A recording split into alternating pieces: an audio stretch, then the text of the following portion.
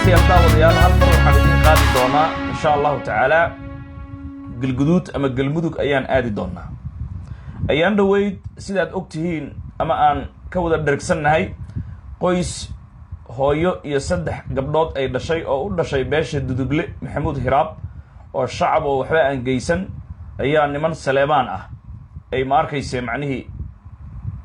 baas ku shanaqeen markaas kadibna way kufsadeen koor inta aanay dilin way isku hor kufsadeen kadibna way baas ay ku shanaqeen kadibna way jarjareen dhacdadaasi markayse raggii marka la soo qabtay baaris la galiyay Saleebaanku waxay dhaheen nama qabato in wiilasheeni la dilo Saleebaankana waayahan wuxuu ku caan yahay koodi wax dila way caawiyaan ma garanayo sababta dulmiga ay ugu caawinayaan gacan ku dhiglayaashooda haddana duduble ma arkayse macnihi iyaguna rag baa soo baxay hooyo Saleemaan waxba aan geysan iyo gabdhaheeda ayay ma arkayse dhimasho ay uga tageen gabdhihii garaabay ahaayeen laakiin iyagu geeri bay uga tageen hooyadiina way dhimatay hooyo Madiina la lahay sida la sheegay Allah u naxariisto xisaabta markay meeshaasi joogto duduble waxay yiraahdeen marka dad shacab ah oo xoolo la jooga ayaa laga laayay hadda meediyaha waxaasay soo galiyeen Saleemaan baa macnay dad shacab ah weeraray oo ma arkayse xoolo iskala jooga baabiyay hadalkaasi waxaan rabaa inaan idinka dabageeyo kadibna xukunkiisa waad ogaan doontaan idinkaba sheegi doona horta ma arkayse macnay xoolo dad la jooga ayaa laga dilay waa war been ah sida jaamacadda SMC ay soo xaqiijisay been abuur waaye Saleemaan intuu baxay dad xoolo la jooga ma laynin duduble sheegashada ay sheeganayaan hadalkaasi been bay ka sheegeen dhacdada waxay u dhacday sida tan raggii dudublaha ahaa ee hubaysnaa ee soo weeraray hooyada la dilay iyo gabdhaheedu geerida looga tagay laakiin markii dambe ma arkayse isbitaalka la dhigay markay macnihi noqdeen ayaa ma arkayse rag hubaysan oo Saleemaan ah ka daba baxay raggaas ma fahmaysaa raggii dudublaha weerarka soo qaaday oo hooyada iyo ma arkayse gabdhaheedu xabadda ku tiriyay hooyada dilay gabdhahana geeri uga tagay laakiin gabdhihii aan geeriyoonin ajal baa loo dhintaa markay laabteen noqoshadoodii rag hubaysan oo Saleemaan ah ayaa dabagalay nin bay ka reebeen oo iyaguna dhimashay uga reebeen raggii qofaa laga reebay laakiin ninka laga reebay ma uusan dhimanin dhaawac u ahaa duduble raggii macnii qoyska weeraray kamidka ah dhaawac isagoo ah Saleebaankana waxay uga soo tageen geeri inuu geeriyooday oo kale way ka soo carareen dudublihii marka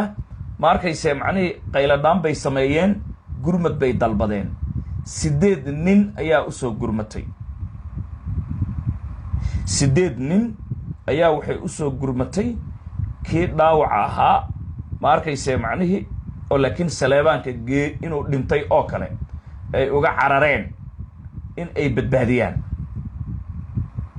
hadda ma fahmaysaa Saleebaanki ee macnii dudublihii kii dhaawaca way qaateen way gudbiyeen 8 nin ma arkayse macnii sacbool baa la jiray sacboolkay u dhiibeen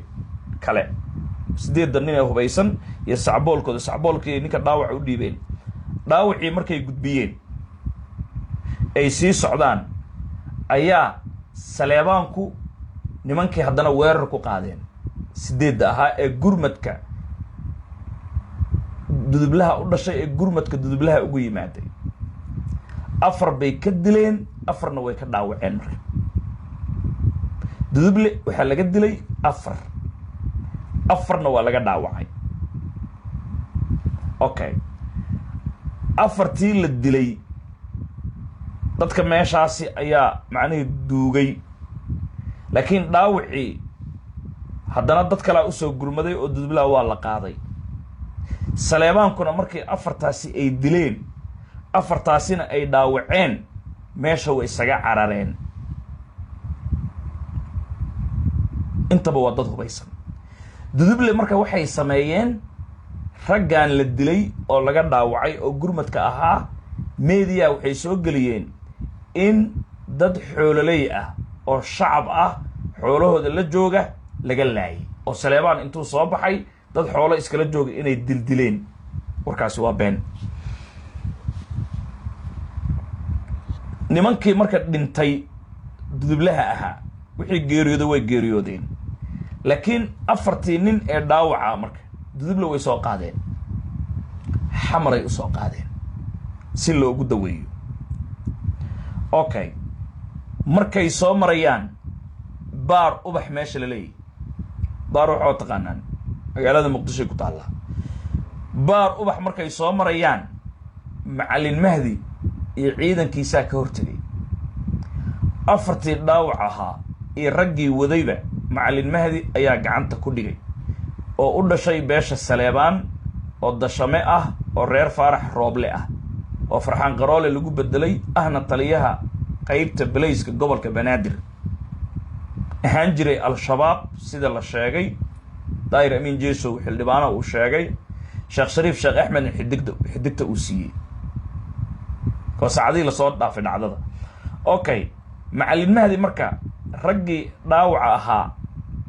ma arkayse macnihi isbitaal oo dhigay Madiina inuu geeyay ayaan u maleynayaa raggii kale ee dhaawaca waday ee dudublaha ahaana xabsigu dhigay hadda way xireeyeen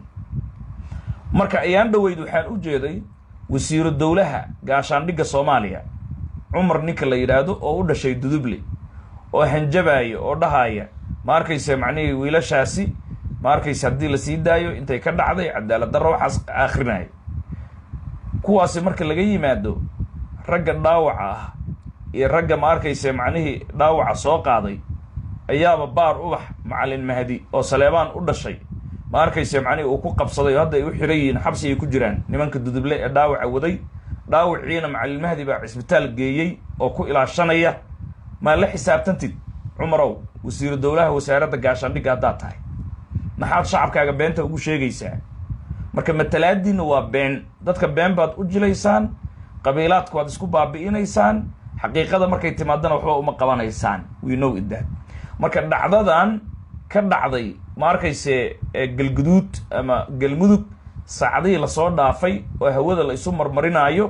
horta ma arkayse sidaas ay u dhicin annaga baaris dheeraan soo gelinay sirdoonkeena way ku mahadsan yihiin Rabbul Ciisa ka sakow ma arkayse macnaheedu shacabka Soomaaliyeedna in la marin habaabiyo ma ahan in looga dhigo ma arkayse shacab baa la laayay meel iska jooga of course dhacdada shacab ay ka bilaabatay hooyo u dhalatay duduble iyo gabdhaheeda ayaa la isku horkufsaday oo Saleebaan baa falkaasi sameeyay way wada qirsan yihiin ma inkirsana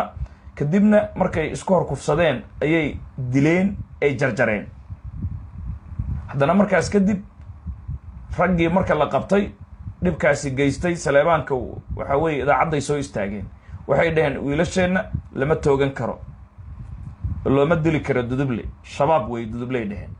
duduble way soo baxeen hooyo Saleebaan oo marasa waxba aan geysan ayay dileen gabdhaheeduna waxa weey dhimashay uga tageen laakiin dhaawacay noqdeen raggii weerarka soo qaaday dudublaha ahaa intay sii noqonayeen Saleebaanku weeraray ku qaadeen waxay ka dileen halbay macni dil ay uga tageen laakiin dhaawac uu noqday dhaawacii gurmadkii dudublaha u yimaaday markay qaateen ayaa afarna laga dilay duduble afarna laga dhaawacay afartii laga dilay ma ahane way ka tageen afarta dhaawaca ay xamar u soo qaadeen baar ubax macallin mahdi ku qabtay meediya intaas ma ku sheegay dhaawaca iyo raggii wadayba macallin mahdi gacanta ku dhigay isaga hadda haysta duduble marka raggii macnihi gurmadka ahaa ee afar la dilay afarna la dhaawacay oo dhaawacyadooda xamar loo soo qaaday oo macallin mahdi baar wax uu ku qabtay ay shacabka Soomaaliyeed waxay uga dhigayaan dad shacab ah oo geel la jiray oo la dildilay oo la dhaawacay ka dhigayaan xogo xaqiiqada lama abaarayo that's a great problem marka dhacdada galmudug iyaduna ka taagan walaalayaal waa sidaas in caadil mooye cid kale laga xasoonaynin ninkii kunya caabuday markuu xalaflaan joogo cadceedo kulayl badan markay xeelbiya la weydo curadaabihii dhalay markaan cidii ku sheegaynin cashiira iyo eel baa ku garan laga cabsoonayo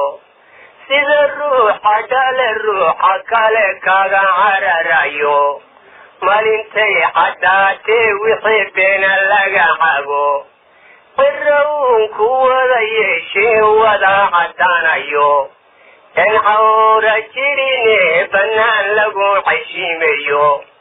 cadaabkiyo jannada keelageyn lagu caloolyoobo ee xaran haddaad odhan lahayd ciidan lagu dayro allahayow adacaadile hawsha naga caaw cishaadani ciyaarnimay la tahay way la xulusaane dadka nimaan cibaadaysan jirin wuu calaacaliye casharkii ka tegay baa naqtiin cidii ka yeelayne waktigii ciyaarkaga luma loo cadibayaaye allayaa dibee xaliyo waa loo calaacali ciwaanka malag baa ku qora ceeb ninkii falaye cadad kalena khayr baa ku yaal lagu xasuumaye carabkaaga oo xidhan jidhka camal la weydiine xuduudaa wixii lagu qabtay qooflay hadashaaye ilkaana wixii lagu cunay dhabu cadeeyaa way xuluusta oo waa maxkamad caadi leeyahaye caday kolay ku tahay shay qudhan caadka qarinayne carabaa dhabta maalintaa lagu xeshiimayo hafiloogalaayahay ilaa ciise iyo aadan mursalkii shabeexada jibriil caadil uga keenay kuwa loo calaamadiyayee caasi noqon waaya cadaabaan mutaysane jannada laga cabsiinayo allahayow ciddaa naga dhigay cadil baa tahaa yaa xayuum yaa qayuum qilbixiyiyow kolkay naga qadhaadhato adigaa qumaatiga jahada qaybkeeda lahe ninkii aad u qaban qaabisa qaabilkeeda lahe kii kalena quus buuyo waad ka qubaysaye arji baanu ku qoranayna qaylamaan tahaye qabilkii jaabada allow qalinkay raaci allahayow qabuuliga yeel qaadir baa tahaa quluuxiyo watiiniyo ikraanku qabsanayaaye albaqriyo qur-aanko dhan baan kugu qayshaday haygu qadinin ee bawbaryadu waa mid qaaliya allahayo wada qaadiro qaniyo weyne adigaa quluba ugunka qaldamin ruuxe adigaan wixii naga qarsoon caadna ka qarine quraanjada kolay tahayadan qurusu waayeyne adigaan qiyaasle oo bixin qalinka mooyaane qasnadaadu adigaanay madhan lana qiyaasayne allahayo wada qaadiron qirayo wodaaye qof kastabada malag u diraa qoraya diiwaane adigaa wax kala qaybiyo ruuxnaan qadine adigaa quduuson xigtiyo eel qaraabayne adigaan qofku xiga qof kale uga qabyaalayne qur-aankaaga adiga xaq iyo qaabilka u dhigaye raxmadaadu waa qaaliyo lagu qaboobaye naxariisada qaniyo oo bixiya qil weyne adigaa kolkaan qadeelahayn roobka noo qubaye adigaa qaaroon baryadaa laga qatoobayne qaxmahaan ku hoos dhiganayo qaadir baa tahaye adigaan qatalin ruux hadduu qayshi ku yahaye maalintaa qiyaamoo dhexayn qudhi qudheegaynin maalintay qabyaaladii hadheen qolaan la sheegaynin maalintaa la wada qaawan yahay ilmadu qoyso ee qalabka suurtuna dhaceqiiqa la fufo qoraxduna timaadeen dhirtiyo geeda qarinaynin ee dhididku qaarkood liqow qariya ruuxooda ay samaadu qaraxdee dhulka qalinka loo dubo ee adiga lagu qaabilin qalad la sheegaynin allahayow qafiif nooga yeel qaadir baa tahay allahayow